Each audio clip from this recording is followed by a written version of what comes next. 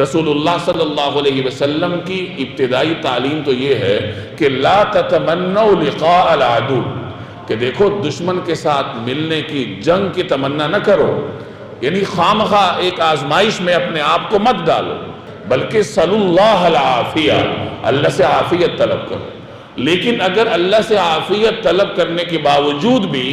دشمن کے ساتھ تمہارا سامنا ہو جائے تو پھر صبر اور تحمل کے ساتھ دشمن کا سامنا کرو۔ خامخواہ لمبے لمبے دعوے کرنا کہ ہم یہ کر دیں گے، ہم وہ کر دیں گے، دعووں سے گریز کرنا چاہیے، عاجزی کا اظہار کرنا چاہیے، اور ساتھ ساتھ اپنے فرض کو محسوس کرنا چاہیے کہ جس آدمی کی جو بھی ذمہ داری ہے، جیسے آج کل کے حالات ہیں کہ جنگ کے بادل پورے ملک پر منڈلا رہے ہیں، اب عام آدمی جنگ تو نہیں کر سکتا، لیکن اس کی ایک بنیادی ذمہ داری ہے کہ وہ اپنی دفاعی طاقتوں کے لیے دعا کرے، اور سوشل میڈیا کے ذریعے یا جہاں بھی اس کی آواز اٹھتی ہے تو وہ ایسی آواز اٹھائے کہ پوری دنیا کے سامنے ایک ہی پیغام جائے کہ پاکستان کی جو ساری قوم ہے وہ اپنی دفاعی قوتوں کے پس پشت ہے۔ یہ وہ موقع نہیں ہے کہ اس موقع پر انسان اپنے اختلافات بنا کر بیٹھ جائے، تو اول تو اللہ سے عافیت طلب کرنی چاہیے، اور موقع پڑنے پر پھر انسان کو اپنی دفاعی طاقتوں کے پیچھے ایک مضبوط سیسا پلائی ہوئی دیوار کی طرح برقرار رہنا چاہیے۔